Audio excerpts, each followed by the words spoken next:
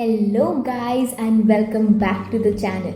So in this video I will be talking about how I cracked the interview in Big Fours and how you should prepare for your Big Fours interview. Normally क्या होता है कि हम CA intermediate exam देते हैं, उसके बाद 1 से 1.5 महीने बाद हमारा रिज़ल्ट आता है एंड हम ये सोचते हैं कि वो 1 से 1.5 महीने में हम सबसे ज़्यादा प्रोडक्टिव हो गए, हम बहुत सारी एक्टिविटीज़ करेंगे, बहुत कुछ नई स्किल सीखेंगे। But to be very honest ऐसा बहुत बार होता नहीं है, मेरे साथ तो ऐसा नहीं हुआ।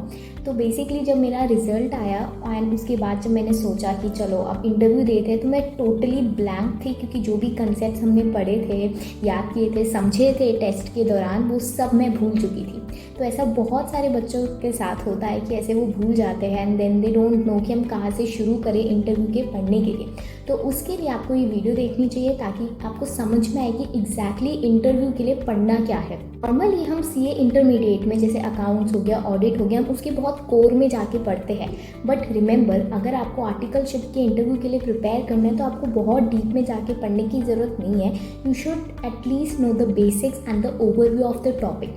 जैसे in one of the interview मुझसे पूछा गया था AS2 के बारे में बताओ ना। AS2 के बारे में बहुत कुछ है, मतलब क्या क्या मेथड्स होते हैं, बहुत सब कुछ है। मतलब ऐसा है कि आप उस टॉपिक को रिवाइज़ करने में 2 घंटे तो लगाओगे, बट आपके पास अब 2 घंटे नहीं है, आपको बहुत सारे सब्जेक्ट के बहुत सारे टॉपिक एक साथ रिवाइज करने हैं। तो उस केस में हम क्या करें, AS2 का आपको नाम पता होना चाहिए, जो भी मेथड हो गए जैसे NRV मेथड हो गया, उसके आपको ओवरव्यू पता होना चाहिए, आपको बहुत डीप में जाने की ज़रूरत नहीं है।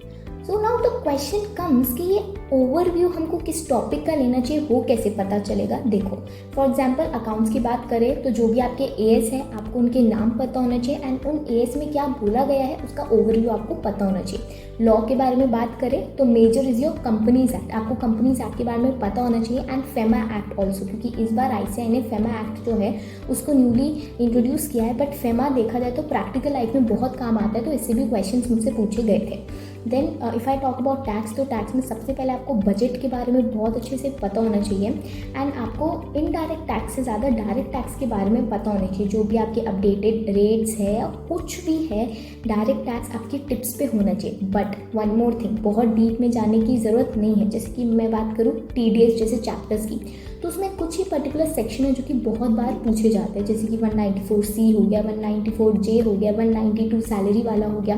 तो कुछ ही आपको सेक्शन उसमें याद करने होते हैं फॉर योर इंटरव्यू। मैंने बहुत सारे मिड साइज़ में एंड 2 बिग 4 में इंटरव्यू दिए एंड मुझसे किसी ने भी कॉस्टिंग के बारे में नहीं पूछा, स्ट्रैटेजिक मैनेजमेंट के बारे में नहीं पूछा। फाइनेंशियल मैनेजमेंट में एक मिड साइज फर्म ने पूछा था क्योंकि the domain they were offering was M&A domain and valuation, जिसमें आपको FM की नॉलेज लगती है।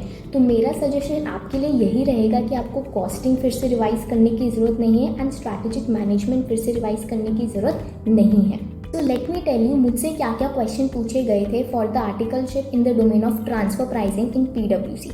Transfer pricing being a very new and niche topic, इसमें आपको बहुत कोर में नहीं पूछा जाएगा because the interviewer also know कि आपको इसका कोई भी एक्सपीरियंस नहीं है, थियोरिटिकल एक्सपीरियंस भी नहीं है because the topic was not in your CA intermediate. तो मैं ट्रांसफर प्राइसिंग CA फाइनल का पढ़ के गई थी एंड CA फाइनल का मैंने जितना भी पढ़ा था उसमें से मुझे जितना भी समझ में आया मैंने उसको अपने वर्ड्स में पोर्ट्रे किया था। But you should have a very good communication skills. आपको ये इंश्योर करना पड़ेगा कि आपके इंटरव्यूअर को वो चीज़ समझ में आ रही है जो आप कहना चाहते हो। तो talking about the transfer pricing, जैसे कुछ कुछ टॉपिक्स थे, जैसे APA के टॉपिक्स थे, मास्टर फाइल थी, थोड़ा सा एक कॉम्प्लेक्स एंड टेक्निकल बन जाता है, तो मैं उस पर नहीं गई थी। बट ऑफकोर्स ट्रांसफर प्राइसिंग क्या है, इसके प्रोविजंस क्यों लाए गए थे, एसोसिएटेड एंटरप्राइज क्या होती है, डीम्ड इंटरनेशनल ट्रांजेक्शन क्या होती है, ऑफकोर्स तो 5 methods to calculate the arms length price, it is very important. मैंने 2 बिग 4 में इंटरव्यू दिए थे एंड दोनों भी बिग 4 में this was one of the common question. And एक और कॉमन क्वेश्चन जो होता ही है, it is tell me about yourself. तो tell me about yourself में मैंने एक ड्राफ्ट प्रिपेयर किया था एंड मैं वो सेम चीज़ हर एक इंटरव्यू में बोलती थी। तो मैं तो यही कहूँगी कि आप भी एक अपना ड्राफ्ट जो है प्रिपेयर करो and be comfortable with whatever you have written. If you are giving the interview in big 4 तो आपको अपनी स्पेसिफाइड डोमेन का ही रिवाइज करना होता है। बट जैसे कि मैंने बिग 4 में भी दिए थे एंड मिड साइज़ में भी दिए थे, तो मिड साइज़ के लिए मैं बहुत सब कुछ पढ़ के गई थी। मतलब आप कह लो एडवांस अकाउंट्स उसके कंसेप्ट पढ़ के गई थी, कंपनी लॉ को रिवाइज़ किया था, ऑडिट को बहुत अच्छे से मैंने रिवाइज़ किया था। सो द क्वेश्चन इज़, इसको रिवाइज़ करने में कितने दिन चाहिए? मैं कहूँगी सबको रिवाइज़ करने में 5 दिन से ज़्यादा नहीं लगते हैं, बिकॉज आपने ऑलरेडी वो पहले CA इंटरमीडिएट में पढ़ चुका है, आपको उसका बहुत अच्छा आइडिया पहले से ही है। तो अगर आप उसको फिर से रिवाइज़ करने बैठेंगे तो आपका फट से आपका सब कुछ रिवाइज़ हो जाएगा। एट द एंड मैं यही कहना चाहूँगी कि सबसे पहले आपको कैसे इंटरव्यू के लिए पढ़ना है, उससे पहले आपको पता होना चाहिए कि आप कौन सी फर्म में इंटरव्यू देने वाले हैं, एंड उस हिसाब से आप डिसाइड करोगे कि आपको बेसिकली क्या रिवाइज़ करना है एंड क्या रिवाइज़ करना है, कैसे पढ़ना है। इसके लिए आपका एनालिसिस बहुत अच्छा होना चाहिए, आपको पता होना चाहिए कि आप किस चीज़ में अच्छे हैं और किस चीज़ में आप लैक करते हैं। आपके पास एक अच्छी कम्युनिकेशन स्किल्स होनी चाहिए, एंड अगर आपको एक आंसर नहीं भी आ रहा है तो you have to simply say कि sorry, I am not able to recall at the moment, but I will definitely brush it up after the interview. तो ये लाइन बोलने से इंटरव्यूअर को लगता है कि yes you are actually interested in the topic, and interview के बाद आप उस कंसेप्ट को फिर से देख लेंगे तो एक अच्छा इंप्रेशन पड़ता है। तो instead of wasting the time of the interviewer की यू आर थिंकिंग, अगर आपको नहीं आता है तो डायरेक्टली बोल दो।